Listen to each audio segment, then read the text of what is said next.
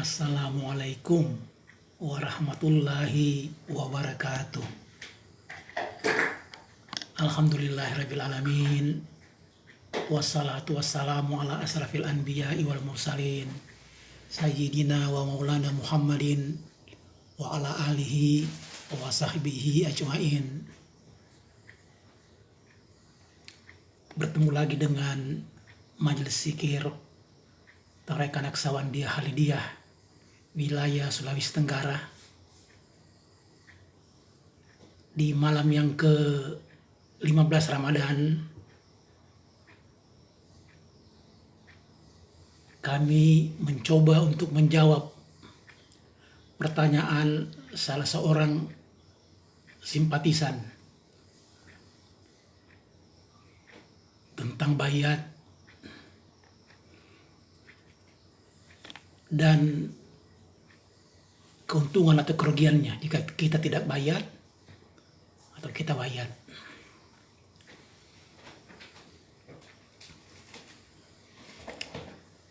Sebetulnya agak kurang enak menerangkan tentang hal ini, tapi ya harus disampaikan sekalipun pahit dan bisa saja menggemparkan.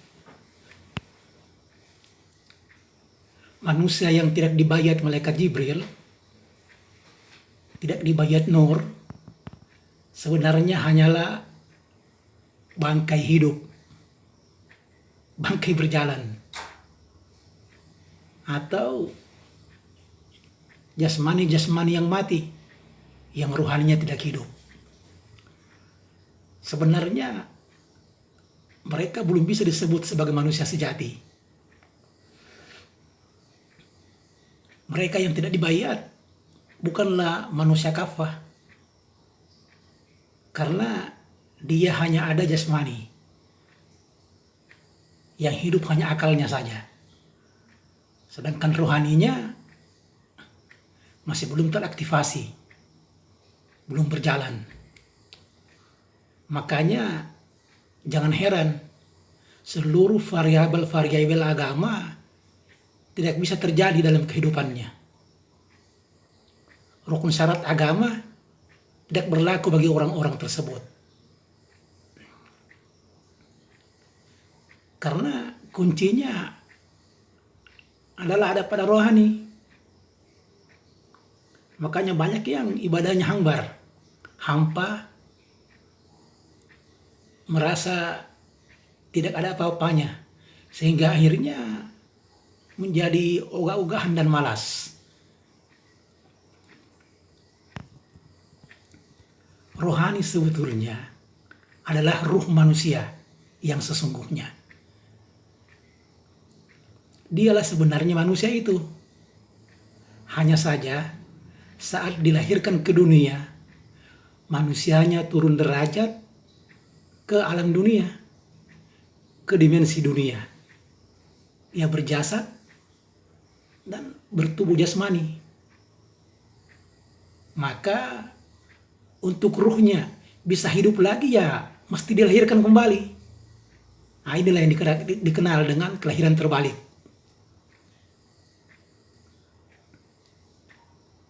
Karena ruh yang ditiupkan ke dalam diri manusia adalah bagian daripada ruh Tuhan, maka dia harus bisa pulang ma'rifatullah.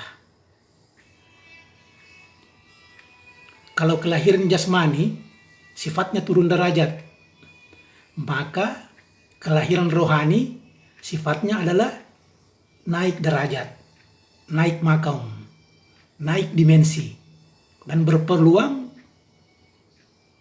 lahirnya rohani itu agar bisa kembali kepada Allah dengan ridho dan diridhoi. Nah, akal manusia pastinya kandas, hanya sebatas jasmaninya saja. Begitu jasmaninya mati, ya mati pula akalnya. Makanya rohani yang tidak bisa ma'rifatullah itu akan mengalami penderitaan yang luar biasa, yang tidak bisa digambarkan, tidak bisa dibayangkan. Lahirnya rohani itu hanya ada pada bayat oleh malaikat Jibril. Kalau selain itu, yang ada hanya halusinasi alam sadar saja. Antara batas ambang bawah kesadaran manusia dan alam batas ambang atas kesadaran manusia. Sementara rohani itu hanya berlaku saat akalnya sudah selesai, sudah hatam. Makanya zona rohani itu, dimensi rohani itu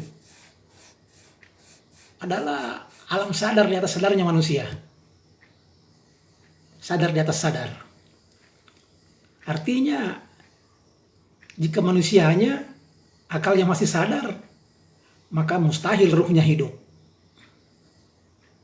Sedangkan bagi yang rohaninya telah dibangkitkan, yang telah dilahirkan, sekalipun di alam rohani, seolah-olah masih berakal. Itu sebenarnya bukan akal biasa. Walaupun seolah-olah di alam rohani, kita ini kok masih berakal ya. Tapi sesungguhnya tidak. Itu adalah dimensi rohani yang lebih tinggi dari dimensi akal. Beda ya. Tapi sulit menjelaskannya kepada orang-orang yang belum sampai pada level ini. Orang-orang yang belum dibayar. Karena tidak masuk ke dalam logika akal mereka. Jadi perhatikan berkali-kali ya pada rumus dimensional, bedanya antara dimensi jasmani dan dimensi rohani. Mungkin di uraian-uraian kami terdahulu sudah pernah dibahas. Silakan bisa di-share, diutak-atik kembali ya. Kalau yang ada yang ingin belajar, bisa dibongkar-bongkar akun kami, gratis. Nah, seseorang yang telah memasuki alam rohani, rasanya akan sama saja dengan masih di alam akal. Kenapa? Karena rohaninya masih berada pada jasmani. Maka alam rasa itu pastinya akan selalu ngikut daripada panca inderanya. Padahal sebetulnya dimensinya sudah berbeda.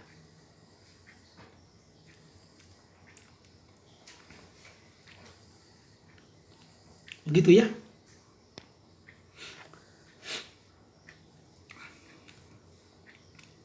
Jadi berat menerangkannya bagi orang-orang yang belum masuk ke dalam dimensinya. Ya, portalnya untuk masuk ke situ ya harus dibayar dulu.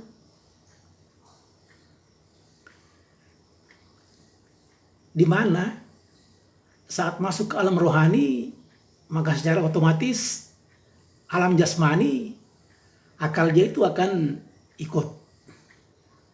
Silakan dilihat lagi dalam rumus dimensional. Insya Allah silabus Next Triangle System yang versi komplit akan diluncurkan ya oleh kampus Tarekat Naksabandia Halidiyah Nusantara. Dan teman-teman yang ingin mempelajarinya nanti bisa untuk mendapatkannya. Tentu saja dengan syarat rukun tertentu. Jadi begitu ya.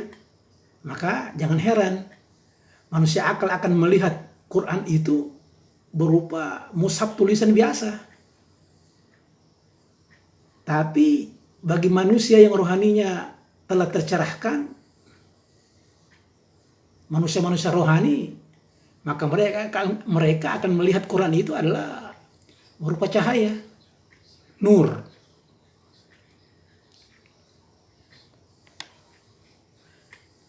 Manusia dilihat oleh manusia akal ya sebagai jasmani biasa saja. Darah, tulang, otot, rangka. Sementara manusia, jika dilihat manusia rohani, adalah rohani juga, yang juga berupa cahaya. Alam dunia bagi manusia akal ya seperti ini rasanya. Nah inilah dunia. Sedangkan dunia bagi manusia rohani sebenarnya sudah alam akhirat ya. Maka berlakulah akhirat itu di sini. Bukan lagi nanti. Bagi mereka yang telah hidup rohaninya, sesungguhnya mereka sudah hidup di alam akhirat. Dan sudah merasakan kenikmatan surga. Sudah melewati juga neraka. Tapi bagi orang-orang yang belum dihidupkan rohaninya ya, surga neraka itu masih nanti. Nanti setelah kita mati, nanti setelah kita melewati proses perhitungan, melewati mahsyar, dan sebagainya. Semuanya serba nanti. Nah, selama manusia akal tidak bisa menembus pintu kerohanian yang ada pada wali yang mursida, maka manusia itu hanya akan ya terputar-putar saja di dunia ini. Dan akhirat itu tidak ada. Dikarenakan selalu ya nanti setelah mati, nanti setelah dihisab. Padahal juga tidak akan pernah ketemu akhiratnya. Karena yang terjadi justru adalah pendaur ulangan ruh. Ya, pada tahap seperti begini, reinkarnasi menurut versi agama-agama lain bisa diterima. Karena dalam Al-Quran juga banyak ayat tentang reinkarnasi. Di bumi ini kami hidup, kemudian kami dimatikan, dihidupkan, dimatikan, dan disinilah tempat kembali. Kan banyak ayat-ayat seperti yang bunyi seperti begitu. Itu sebetulnya ayat-ayat Qadim yang menjelaskan tentang proses reinkarnasi, proses pendaur ulangan ruh. Nah, yang jadi masalah bagi mereka yang belum dilahirkan rohaninya, kalau mereka didaur ulang, reinkarnasi ya, beruntung kalau mereka kembali ke dimensi dirinya saat sekarang ini.